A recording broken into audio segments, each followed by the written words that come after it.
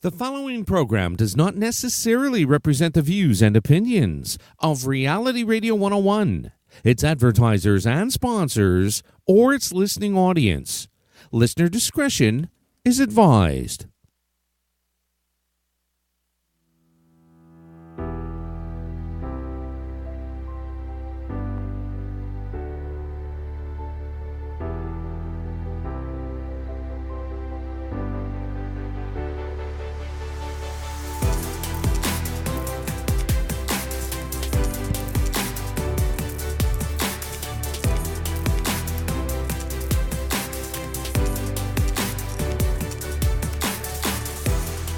Welcome to the Beer Psychology Radio Show with psychologist, author, and speaker, Dr. Anna Baranowski, where mind, mood, and what matters to you are discussed. We're broadcasting live from Toronto, Ontario, Canada, on Reality Radio 101. Get ready to talk, email, or post a message to us. We are looking forward to speaking with you and responding to your questions.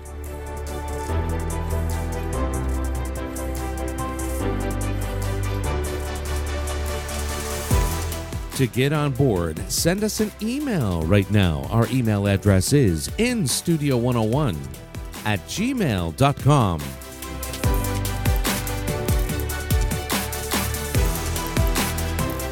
And now, right to your host of the Bear Psychology Radio Show, Dr. Anna Baranowski. Hi, everyone. I'm glad to be with you again today. I'm Dr. Anna Baranowski, bearing witness to evolving mind, mood, health. We're going to have conversations today about habits. You know, this is such a big topic because we all have habits, whether they're good habits or bad habits. And we often talk about habits we want to stop or break and habits that we want to build, whether it's starting to exercise again, learning how to drink more water during the day, eat better food, have better relationships, all sorts of things that we want to create. Developing healthy habits for ourselves, and certainly figuring out strategies for breaking habits that are not serving us well. And this is not an unusual thing. We all deal with this, and we all have our struggles dealing with it. And I know that there's an excellent book that I have sitting right in front of me, and it is by Charles Duhigg. I hope I'm pronouncing that right. Duhigg, yeah. The Power of Habit. And it is a New York Times bestseller, Why We Do What We Do in Life and Business. And I think, we're really going to focus on the life thing because, the reality is we're all living this complex life. And sometimes, life can be so complicated. We get really busy and we forget to do the things that really count. And, or we get out of habits that were really serving us at some point in our life. And, we lose those routines. And we need a kind of a push or a way to get motivated. But, and I hear this a lot in my practice. People talk a lot about, I just don't have the motivation to do that. I get started and I can't follow through. And it's interesting because I think there is something about this place of internal grit where we can find an inner resource deep within inside of ourselves when we know that there's something we really need to follow through with. But, it helps to have the science behind us to understand how is it we are actually going to achieve this remarkable thing of, let's say, creating or breaking habits that don't work for us. So I want to actually spend a little time on what Charles Duhigg has to say about creating habits. And right from his book, he talks about a individual who was a participant in a research study, and she was 34 years old, and she started smoking and drinking when she was 16 and, had trouble with her weight for most of her life up until that point. But then somewhere along the line in her 20s, mid-20s, she was really struggling also with a mountain of debt that was causing her tremendous trouble. People were hounding her, collection agencies. And, when she, reviewed her resume, you could see that, the longest job she'd ever held as well was no longer than a year. So there was a kind of a lack of consistency and follow through, determination. And yet, in the research study, the woman who showed up was lean and had a lot of energy, and she had this vibrancy. She'd obviously had a huge turnaround in her life. Well, you can't just show up looking fabulous and fit and clear-headed unless you've been working at it, because that just doesn't happen overnight. So this individual didn't have any debts, wasn't drinking, wasn't smoking, and she, explained that, she was turning around her life, lost 60 pounds, began running marathons, had started a master's degree.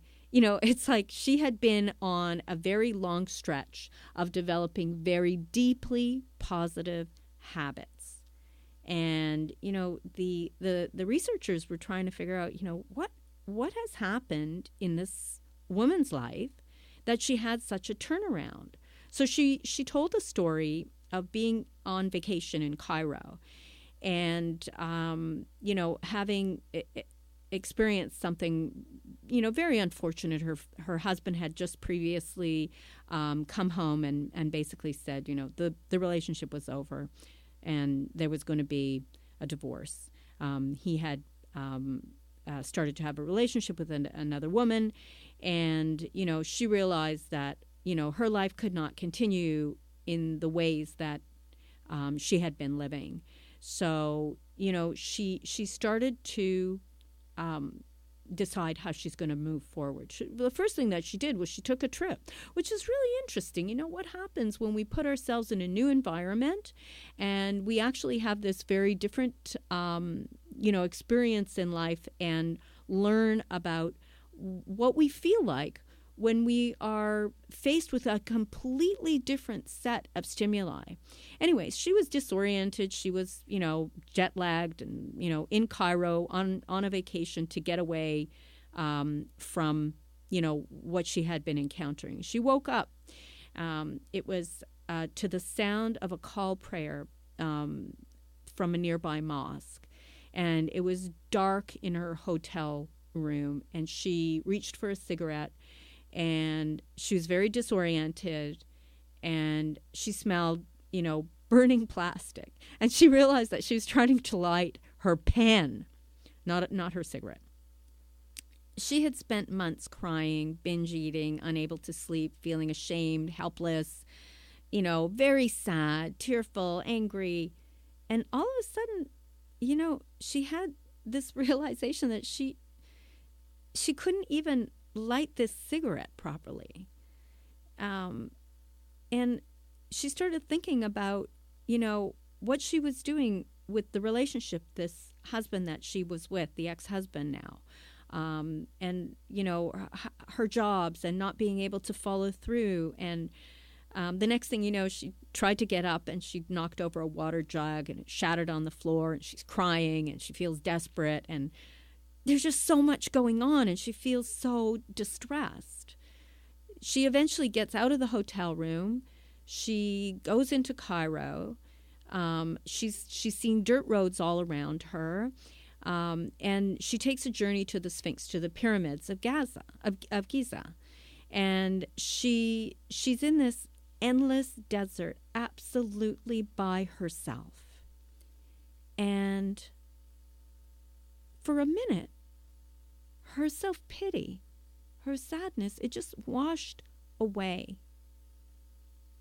And she started to have this clarity that she could be someone new.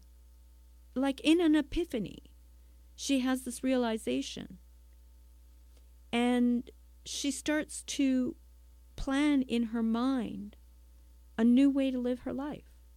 Like it was a moment of absolute clarity.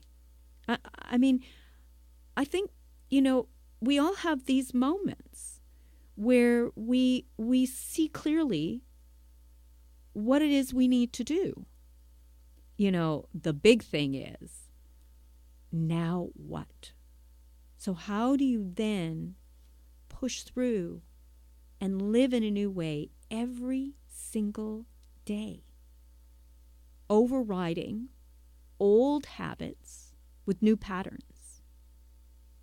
And this is this incredible push that can come through, sometimes in a time when you are actually traumatized. I hear it from a lot of people that, sometimes a traumatic event, and in her case, the end of a relationship, the end of a marriage, a breakup like that, seeing your life kind of in rubble in a way, can feel very traumatic. We feel like our life can be over in those moments. And, as much as scary that might be, as disturbing as it might be, there's a place where we can have this clean slate and an opportunity to say, what now? Where do I want to go next? So the really beautiful thing with Charles' book is that he plots out, based on research and science and a lot of kind of good thinking, he creates these lovely charts. One is how to create a habit, and the other one is how to change a habit. Now, I'm not saying that it's so easy, and I'll tell you my own story shortly. But I want to just mention we have an email from Susan, and she says, "Hi, Dr. Anna. I love your radio show as I listen every month. I actually read that book. It is absolutely fantastic." Yes, it's pretty neat. And it's really helpful because, especially if we're stuck in old habits, how do we shift from that old storyline into something new? And here's a email from Alice who says, "Hi, what makes people gravitate to bad habits? Is it sadness?" I guess she's asking, is it sadness, depression, and trying to be a rebel? She says, "My 17-year-old son is starting to exhibit lots of bad habits. He's now smoking, drinking, staying out past his curfew."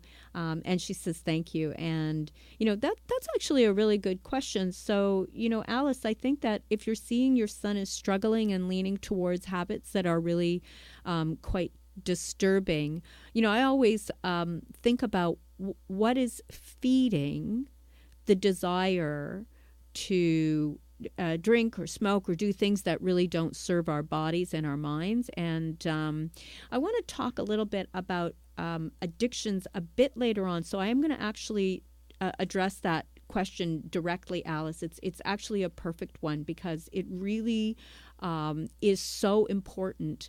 And I want to talk about the connection between the power of sadness and grief or loneliness or confusion, our emotional pain, and what we use to suppress or numb ourselves out from that place of real sadness and discomfort. Because I think that is an absolutely crucial issue that we all need to consider. And I think probably if you reflect even on your own behaviors, and this goes really for everybody, myself as well, that, the moments that I might, do something that, it doesn't really serve me that best, but that well, but I'm feeling maybe overly tired. I've done too many things that day, or I've had too many demands, and I may, grab myself something to eat that's really, it's not really going to make me feel terrific, or I might indulge in some Netflix series that is, not really actually particularly good, but, it kind of takes me out of the feelings of exhaustion that I might be having, whereas a walk might serve me better. And, it's that place where, we do have choices, but those choices only become available when we've built up the routines or habits. So if I know that when I'm coming home late one day, there's certain days of the week that I work a little later. If I really want to ensure that I'm not going to go into an old routine, the best thing is to actually create a new routine, something that I can engage in. And usually that includes people because I'm people-oriented. So I'm more likely to create a good routine when I'm doing something that involves another person. However, that's a different issue. I want to get back to this whole thing about pain and bad habits or addictions, because we understand that, once we've built up a habit over a long period of time, it can turn into an addiction. And we know, how troubling that can be.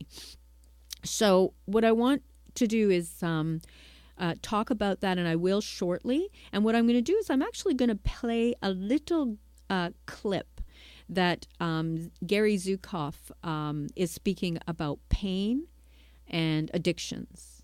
And I would suggest that maybe you want to have a conversation with your son about what's going on for him, either what is causing him pain emotionally in his life, where he might be unsatisfied, or what activities might be good for him in terms of making meaningful connections, possibly getting him engaged in some kind of activity that involves exercise. Maybe he wants to join something that involves other people, like, a judo class or something like that. But, a lot of it is going to be about replacement, because, if we're feeling very unsatisfied in our lives, we can easily turn to negative habits. And when we find something that actually reinforces a sense of meaning and well-being and values and connection with other people, exuberance and fun, it can really take us out of those old habits and into something new. But we have to know what are our intrinsic, what inside of us is a motivator. See, I said before, I know for me that one of the motivators is connecting with other people. So, if I know that I'm going to engage in an activity, and I know that there's going to be at least one other friend or a family member, or, somebody I like connecting with in some way, then I'm more likely to do it. And much less likely to do it if I'm kind of just going to be on my own. So I know where my bad habits come from. Usually they're linked to feeling tired, or, not having people around. So it's good to know yourself. So I would suggest that you spend a little time and figure out what your son's connections are to something meaningful, and see if you could reinforce good habits through the meaningful things, and pay attention to that. Oh, Paul, thank you for your email. Paul's saying, what a story. I need to get that book. I'm going through that exact scenario right now. Maybe I need a vacation. Ha ha ha ha. Well, I think probably most of us need vacations. Absolutely. But, I don't want you to think that you have to have a vacation in order for your life to turn around. Because, that's just not always, a possibility for people. Sometimes it could be just, getting yourself, every week to a local park and taking time to put down your phones and your social media and the things that can distract you, and really being with the truth that is within inside of you, whatever that is, and then trying to know yourself so that you can figure out the habits that would work better, so that you can start to create something that is more of a regular set of behaviors. Now, I'm going to talk shortly about the pattern habits that that our friend Charles Duhigg has written about. But I'm going to tell you a little bit about his patterns in a minute, because I want to share something very specific with you. And that is a little bit about an email that I received, and a breaking habits solution that is not following quite what Charles is suggesting, but certainly something I think makes a difference as well. And this is based on an email as well. I just got an email, and it is so amazingly well timed, because it's about bad habits. And let's consider this one together. Like, maybe you want to start going to the gym. Maybe you want to start meditating regularly. Or maybe you just want to walk past that pizza store because you don't really want that extra slice. Well, we all struggle with this. Consider this question from Joshua. I just got out of the hospital after a bad accident. I didn't smoke for 3 weeks, and within 3 days, back at home, I was smoking again on my balcony. I was determined not to start again because the craving didn't seem bad at all when I was in the hospital. This makes no sense to me. Why did I go right back to the old habit, Joshua? Good and bad habits are formed like chunks or a unit in the brain. Once a behavior turns into a habit, it gets stored like one unit in the brain, and the start of the behavior gets us from the beginning to the end point without much reflection at all. And this means that as soon as you look at that balcony, you pick up your cigarettes, you walk out the door, you light your cigarette, and you start to smoke all before you've even had a chance or even asked yourself, is this really what you want to do? Or, like me, one day I come home after relaxing on vacation, no TV, more long walks and reading, and within 2 days, I'm sitting in front of the TV, watching a show when I have something else that I really wanted to get done. Habit is a powerful hook. Unhooking ourselves requires some very special attention and ingredients. So let's work through this one together.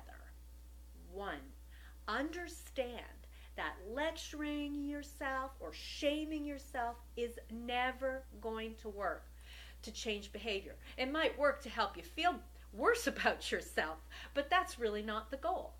2, we'll continue a behavior that is a habit even when it feels unpleasant to us. Behaviors are sticky and hard to change. So I don't want you blaming yourself. We all struggle with this. Me as well. 3, habits are formed in 3 primary steps. Once it's formed, the behavior happens without a whole lot of thought. So this is how habits are formed for every single one of us. And I want you to consider this. A, explore new behaviors. Hopefully a desired one. So that's the first step. You explore a new behavior. Maybe it's going for a long walk. B, you repeat the behavior deliberately, yes, over and over and over again, because that's how it gets wired into the brain and becomes a habit. C, once the habit becomes stored as an action chunk, now it's going to be easier to perform. For example, if you're going to the gym for the first month, it might feel like torture, but then you just need to get there and start your routine, and somehow it just feels easier over time. Now, 4, there is no automatic switch for giving up old bad habits and establishing new desired ones. This is hard work, and accepting this piece actually does make it easier because we don't blame ourselves, and we just start to recognize that change requires the daily hard work. Okay? 5, are you ready to learn to form a new positive habit? Try these steps instead. And I'm going to put together a document for you to download to help you with this as well, so you won't have to remember it or review this video. These are the steps for challenging and changing or stopping an old bad habit. Like, for example, you, Joshua, going to the balcony to smoke. Here are some steps for you. A, remove or reduce exposure to any reminders or cues to that habit. Remove the ashtray from the balcony. Empty your home of all the smoking paraphernalia. Put out a picture of a happy, healthy walker on the door to your balcony. B, select an alternative behavior. In this case, we're going to use walking. C, if you feel like a cigarette, interrupt the urge by replacing it with an alternative behavior. And you should have a few options to help you with that. You might want to use your walking, or just if you can't get out for any reason, maybe you're walking up and down stairs, or you make a phone call to a friend who you know will help you with this. Whatever it is, come up with some alternatives to help you interrupt the desire to smoke. Now, D, quick. Put Put on your running shoes and notice how good just this action feels. Go for a walk if you're able, or use some other interruption behavior. And don't go walking in the direction of the store where you buy the cigarettes. I know that quitting an old habit or starting a new one isn't easy, but it is possible. So embrace the possibility of growth and open the door to new choices today. So the thing about this whole idea of having a sequence of steps to use can be, kind of encouraging. And, we can get into this feeling like, wow, I could really take this on and I can try it out. But hey, I know it doesn't always work. So I want to go back to Charles' book, The Power of Habit. And I want to talk about his how to create a new habit chart. And, he has actually a really great resource that is on his website. And all you have to do is just Google Charles Duhigg or The Power of Habit, and that'll take you to his website. And on that website, there's a ton of resources. And one of the resources is the how to create a habit and how to change a habit, which you can download these little habit maps, creating habit maps. So I thought, I wanted to try this out and see what happens when I try Charles' 3-step routine for creating a new habit. And so in step 1, so you first just start with, do you want to create a habit? Hey, everybody out there, do you want to create a habit? Sure. Yeah. Okay. So what's the habit that you want to create? So I'm going to use myself as an example because I thought that it might be good if I started to walk up. I'm on the 7th floor of the building that I'm in, and I wanted to keep my cardio strong. So I thought, okay, so I should walk up the 7 flights to get to my office. The problem is that I'm starting with that as the goal. Very clear. That's it. There are a little bit of blocks to getting me there. One, I cannot enter the building on the 1st floor and start walking up the 7 flights. I have to go into the elevator, get off on the 2nd floor, and start walking up, because the reality is that I am in a building where the 1st floor is basically locked. And so this is like a huge thing for me to have to get off the elevator at the 2nd floor. So let me tell you a little bit about how things are going with my new habit creation. But before, hi, Michelle. Thank you so much. You want me to repeat the name of the book and the author? This is The Power of Habits, Why We Do What We Do in Life and Business. It's a New York Times bestseller by Charles Duhigg. And you can find his book pretty easily. So thank you for your question. So I'm going to go back to this. Hi, Walter. Has exercise been shown to reduce bad habits? Well, it certainly is a wonderful replacement. And we know that it can be very difficult to stop bad habits. But using replacement routines can actually be a wonderful way of shifting. And I'll talk about that in a minute, because that's part of the change a habit routine that you'll find in Duhigg's book as well. So I'll talk a little bit more about that in a minute. So first I'm going to start from the perspective of creating a habit. So you want to create a habit. So mine is the 7th floors, right? So, one of the things that he talks about is you want to have a cue. Every habit apparently has a trigger. So, in this case, you want to figure out what's the time that the habit will occur. So for me, it's always going to be about 9 in the morning. That's when I'm going to arrive at the building, and it's going to be every day. And I arrive at least 4 times a week at that building at 9 o'clock approximately. Where am I going to be? Well, I'm going to be entering the building.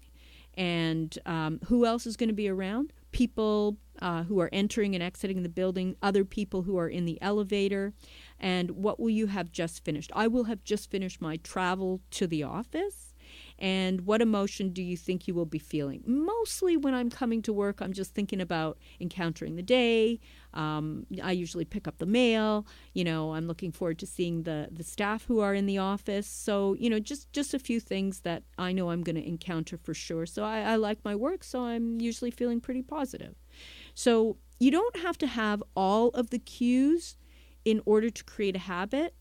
You're going to need at least one that becomes your kind of anchor cue, and you have to test them out, figure out which cue really kind of hooks you into the activity. So I was noticing this because I was paying attention, what will really get me into the elevator and thinking about getting off of the elevator, and that takes me to the next step. The next step is the reward. Now that becomes really interesting to me.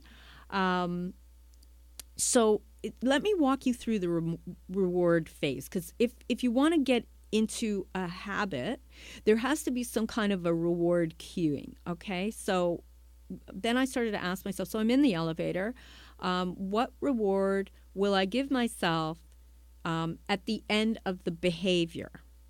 I haven't really figured this out so well yet, okay? So you're seeing my dilemma and my process.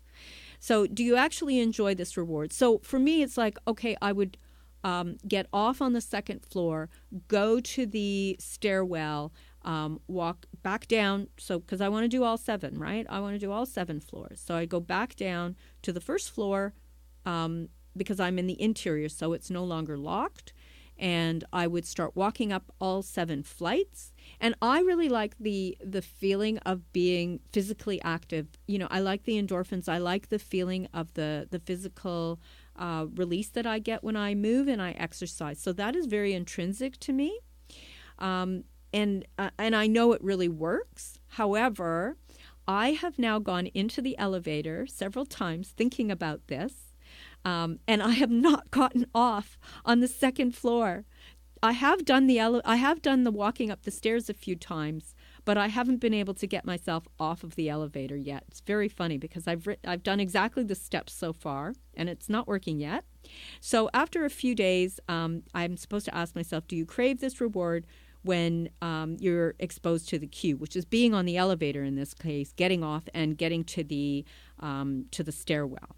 So apparently that's not working so well for me. So I have to now ask myself what's going on. So the routine. So apparently my reward of feeling kind of the, adrenaline from the endorphins from the exercise is not motivating enough. I have done it a few times, and I'm now trying to get into the routine, and it's very problematic. And what I'm realizing, and here's the other piece, I'm supposed to, and I'm going to encourage you all to do this, because I'm going to continue trying this, you're supposed to have a statement. Studies show that the easiest way to implement a new habit is to write a plan. Excellent. So here's my plan. When I get to the second floor in the elevator, I will exit the elevator and walk over to the stairwell to begin my 7-flight step. It provides me with, and this is the reward, a sense of well-being and the kind of, the endorphin rush of exercise, which I'm hoping is going to work, but right now it has not yet worked. So I am going to continue trying this. I just set it up last week, this statement. So I'm going to continue working on that. I am not succeeding yet. Okay. So, this takes me to this place where I'm realizing, whoa, it is really hard to start something and keep working with it, because it doesn't take a lot out of my day to do this one little thing. And I am not succeeding. So I did some contemplation about this. And I know myself well enough to know that if I got onto the elevator with a friend and said, okay, well, let's do the 7 floors, because this is really the challenge. We're going to do the 7 floors every day. This is how it's going to be. I would make that happen. I would really make that happen.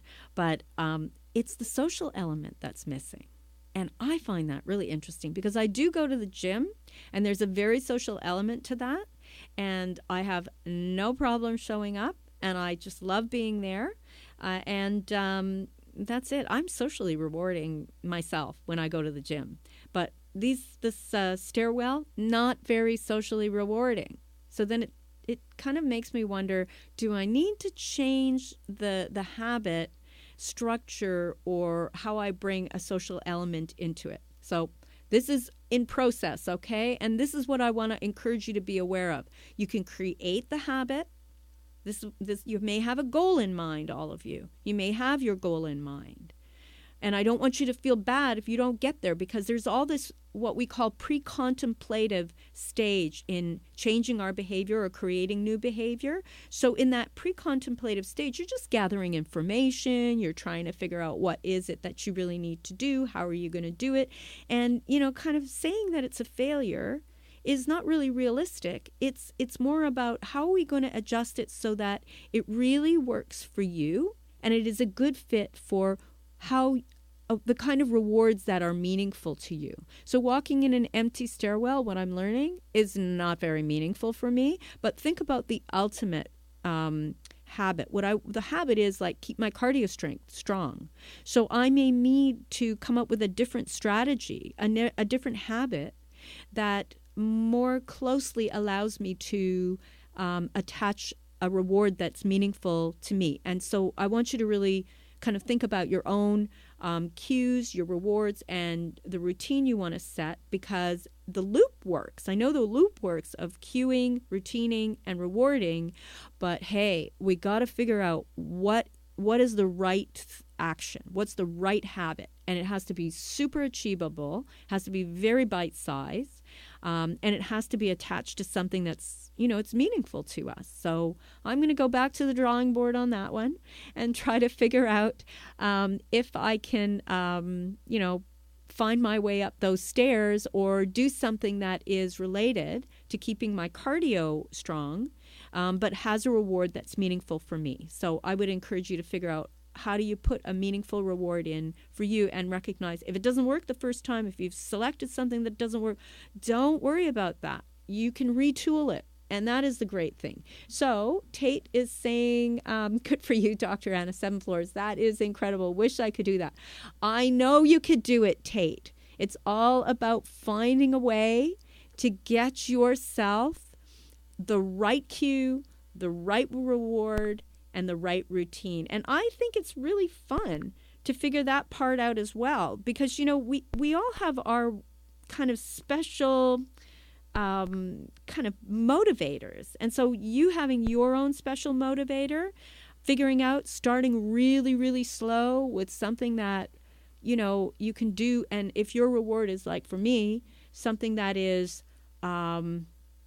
socially connected, and it is for a lot of people, by the way. That whole social connection thing is super, super powerful. So I would, really encourage you to figure out if there's something that you know about yourself that will get you to even walk around the block, for half an hour or whatever it is. If that's something that you really, because there's something else that happens when we really adhere to a routine. We start feeling really good about ourselves. We just feel better. We start feeling like, we're following through, and we like what we see when we think about ourselves. And that's a beautiful thing. So I also want to share with you, I had said I want to let you listen to Gary Zukav speak about addiction and pain, because he's so profound, and, what he has to share is really, really important. Is the experience of a frightened part of your personality. It's not different from any of the other parts of your personality that originate in fear. However, it is stronger than most of them. And addiction is your strongest, or one of the strongest parts, frightened parts of your personality. Every addiction exists for one reason, and one reason only, and that is to cover pain, to mask a terrible, excruciating, inexplicable, undefinable pain, and an unbearable pain. Every addictive behavior serves the purpose of masking that pain, at least temporarily. That's why people are obsessed with sex. That's why some people who are sexually addicted can't stop looking for and having sex, or masturbating, or watching pornography. That's why some people who are alcoholics cannot stop drinking alcohol, or cannot stop using drugs, or cannot stop eating more than they need to eat.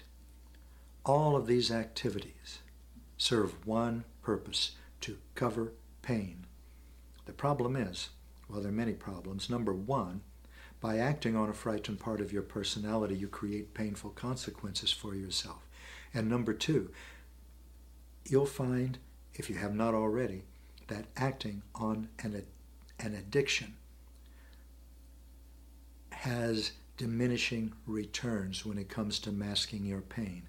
In other words, you may be an alcoholic and you drink and you drink and you drink until you find yourself inebriated most of the time, and then you find yourself inebriated all of the time, and then you find yourself craving alcohol, raw alcohol, and you discover to your horror that the pain is still there. No matter how drunk you get, the pain is still there. No matter how much sex you have, the pain is still there. No matter how much food you eat, no matter how large you become, the pain is still there. That's the nature of an addiction. An addiction is your greatest inadequacy, but it's not something apart from your personality. It's not something apart from your fear. It is a frightened part of your personality that is very strong. And once you realize that, then you realize that the only way to heal an addiction, and that means to move beyond its control, is to be able to find the pain that that addiction is attempting to mask. Now, some people might say, well, I'm attempting to mask the pain of my divorce, or the death of my child, or the loss of my childhood myself, or the fact that I had an alcoholic father or a mother who didn't care. Yes, all of these are reasons, but they're not the deepest reason. The deepest reason is a pain of feeling inadequate to be in the world, a pain of feeling ugly inside, a pain of wanting to belong and not belonging, a pain of needing to love and feeling that you're not capable of loving, the pain of needing to be loved and knowing that you're unlovable. It's the pain of feeling defective, inherently flawed, broken, and not worth repairing. It's not wanting others to see you as you really are inside yourself, because they wouldn't want to have anything to do with you if they did. That is the pain of powerlessness, and everybody has it. Now here's the thing. Every frightened part of your personality strives to cover that pain of powerlessness. So when you become angry, for example, and you shout or you withdraw emotionally, you're attempting to mask from yourself the pain of powerlessness, the pain of the world not being the way you want it to be. The frightened parts of your personality need it to be in order to feel safe and valuable.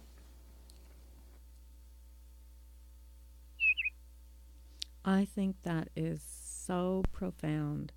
And it speaks so much to the place where, deep inside of us, we all have these injured and wounded places, and we're all trying to not sit with those injured and wounded places within inside. So we'll go in search of ways to mask it rather than feel it. And I really believe that, as we evolve into as ripe a person as we can be, as whole a person as we can be, we are aware of both and accepting of both the painful, the injured parts of ourselves and the robust and the happy, outgoing, whatever, life is fine parts. But the shutting off or the cutting off of the parts that are true, and, at times, aware of not only our own wounds, but the sad wounds of the injuries of the world around us. That is the truth of our very complicated world. So we cannot cut off parts of ourselves and grow into our fullest beings, our most evolved beings. So, being able to sit with the parts that, don't feel so good, are deeply wounded, sad, that takes enormous courage. And, I think that, that it does make sense that, we want to numb it out because it's hard to sit with. And if you find yourself in this place where you recognize that, on some level, there's a part of you that really needs some space to unfold, you might want to work with a really skilled therapist who can help sit with you with that content and honor it and really learn to understand that part, because emotion, whatever the emotion is usually part of our wisdom as well. And if we shut it off, then we're not connected with a part of ourselves that can really teach us enormous things about ourselves and the world. And also, we're not integrating, what is true for us in this world, in our lives. Hi, Walter. Thank you so much for your comment. Walter's just saying this is one of the best shows yet, Dr. Anna, that I've listened to about addiction. Very informative, and thank you for the advice. And thank you, Walter, for writing in. Very much appreciated to hear the feedback. And then I'm going to just let us think a little bit about what Judson Brewer has to say about a simple way to break a habit. And, I think this is really good because this is actually based on a TED Talk, and, one that has a lot to offer us as well. So this is Judson Brewer, and maybe he's going to talk to us. Survival. We eat the food, we taste it, it tastes good.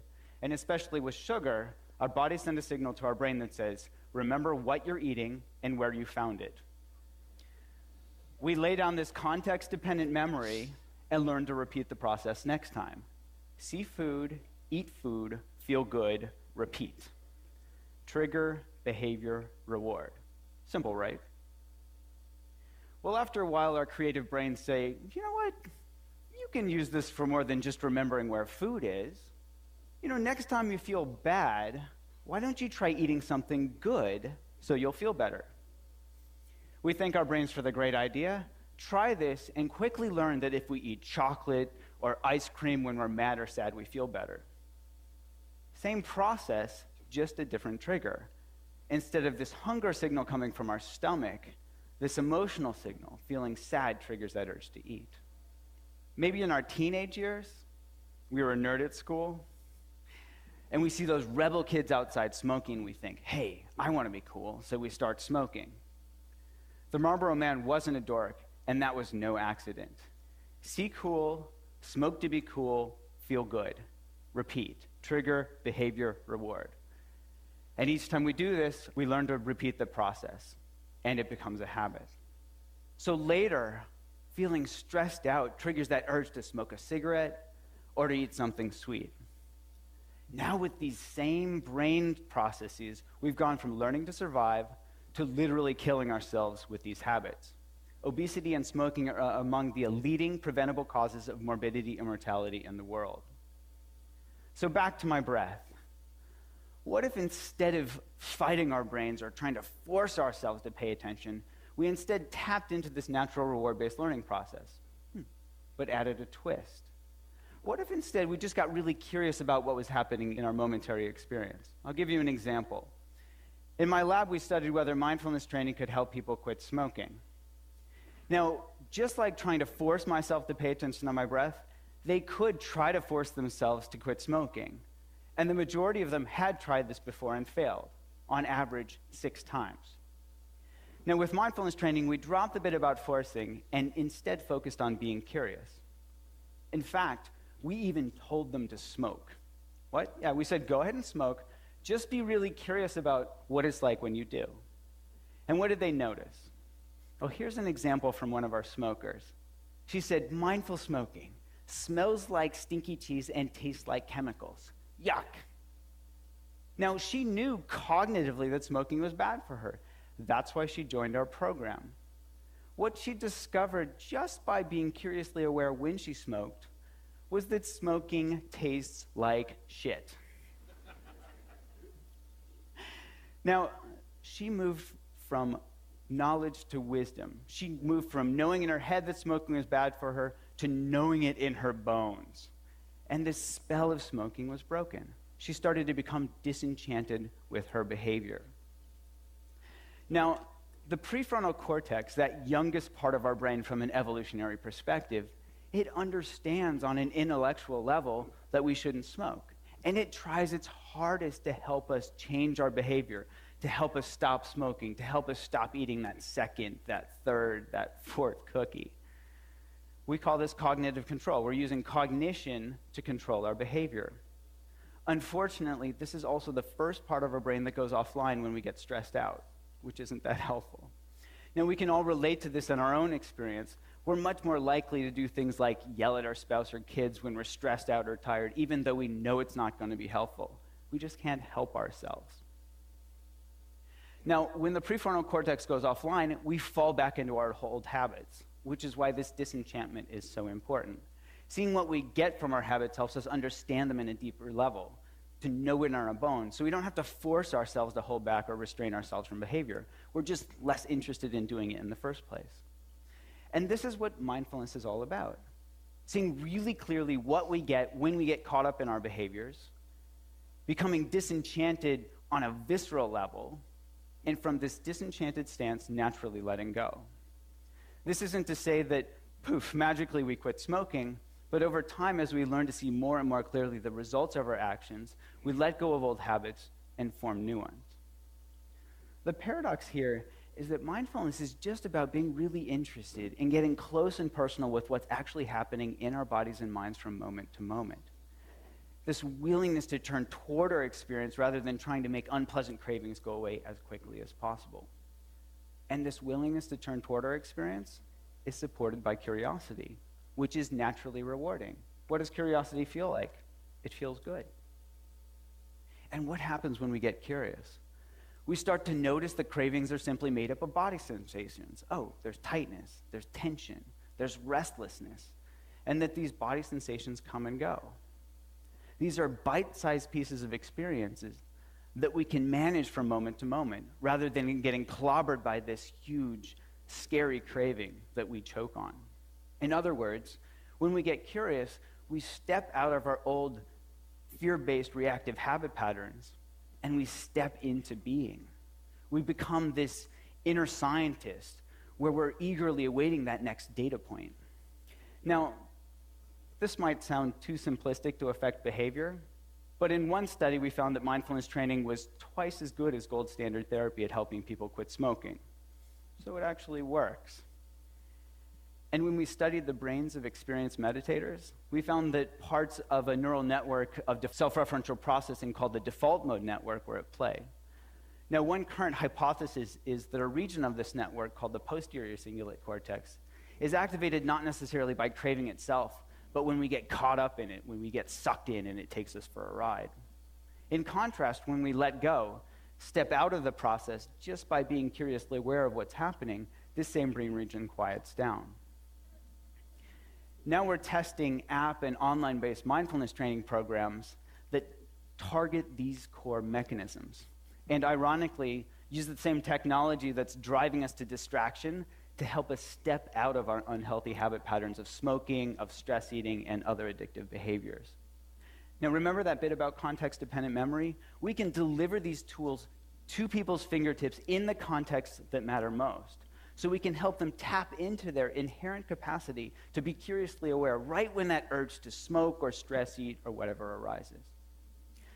So if you don't smoke or stress eat, maybe the next time you feel this urge to check your email when you're bored or you're trying to distract yourself from work, or maybe to compulsively respond to that text message when you're driving, see if you can tap into this natural capacity. Just be curiously aware of what's happening in your body and mind in that moment.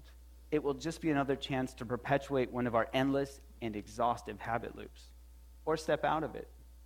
Instead of see text message, compulsively text back, feel a little bit better, notice the urge, get curious, feel the joy of letting go, and repeat. Thank you. That is a wonderful piece by Judson Brewer, and it's actually a TED Talk, and it's a simple way to break a habit, and it's really all about noticing, paying attention. Now, I do want to mention one thing that Judson Brewer referenced. He referenced the default mode network, which is not a very well-known region of the brain, a series of internal mechanisms that can fire off when we're actually just given the instruction or given an opportunity to relax and not think of anything particularly. And most people have had this experience. This default mode network was found by accident when researchers were giving individuals the instruction while they were starting an fMRI, so a functional MRI, and they were noticing certain areas of the brain lighting up. The default mode network seemed to be very strongly connected with self-referential thinking, which is kind of like me, my mine, social stress, social relations, how we think about ourselves and our world, etc. So it's like the very moment that you're trying to relax and not do anything, you start having all these distressing thoughts. And it can whip you up into quite an uncomfortable feeling. So it's kind of interesting because he's talking about how mindfulness can really help, and curiosity will help. And I like his use of this idea of just kind of be aware of how you feel. And that, what happened was this individual in the study felt that smoking, just by being mindful of it, was, ooh, yucky, horrible. Wow. Well, that makes perfect sense because she's not doing anything, told to just relax, and all of a sudden she has this self-referential experience. And it can be, this is why I say, our emotions are an incredibly important part of ourselves. If we would only just let ourselves find a way to sit with them and honor what we are experiencing within inside, we have a wealth of wisdom, and that is true for absolutely everyone. I am going to give you a final bit of information about this book by Charles Duhigg, The Power of Habit, and this is how to change a habit. And this fits very well with what we heard just a moment ago from Judson Brewer. So with how to change a habit, we will identify, and you can find this chart on Duhigg's website. You can download the chart and practice with it. You identify the habit you want to change, and then you start with the cue. So step 1 is, when you feel the urge for your habit, ask yourself these questions. What time is it? Where are you? Who else is around? What did you just do? What emotions are you feeling? Then the second part of the diagnosis of the habit is the reward, which is step 2. And here you would ask yourself, what craving do you think your habit is satisfying? This is really, really an important one. Test that theory. So in testing the theory, you might substitute another reward.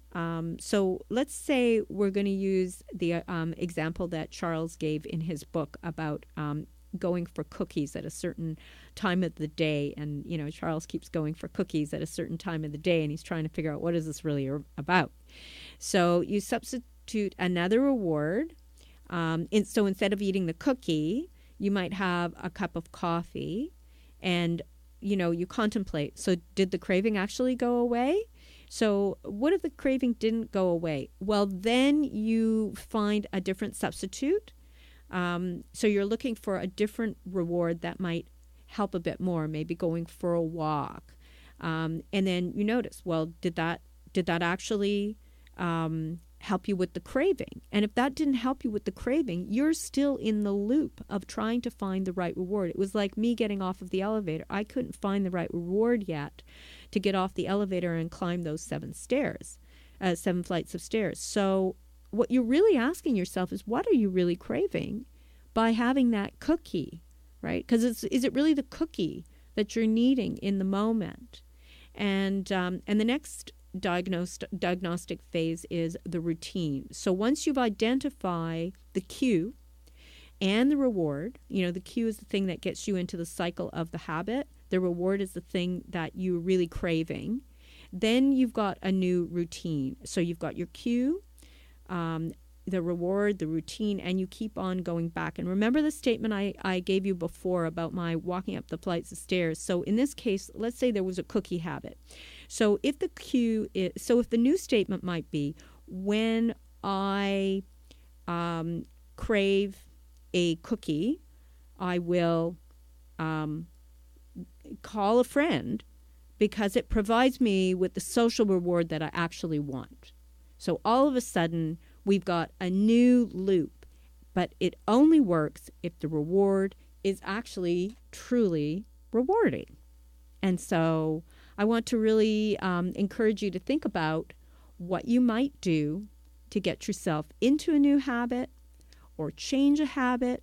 And I want to encourage you, even if the loop that you find yourself in is not working, that you go back to a stage of gathering information, contemplating what it is that you really want to achieve, without assuming that, you can bypass all the steps, because the steps are really, really important. And taking your time, and like Judson Brewer suggests, like really being mindful, when you're doing the thing that you want to change, like, how are you really feeling about that? Like being curious, but not judgmental.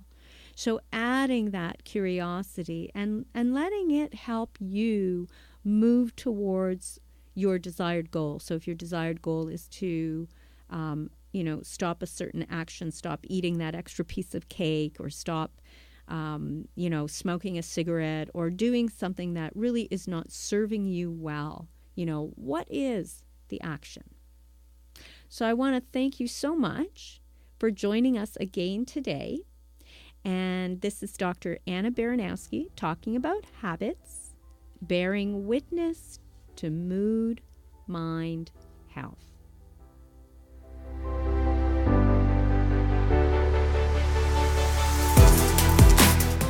Thank you for listening to the Beer Psychology Radio Show with psychologist, author, and speaker, Dr. Anna Baranowski, right here on Reality Radio 101.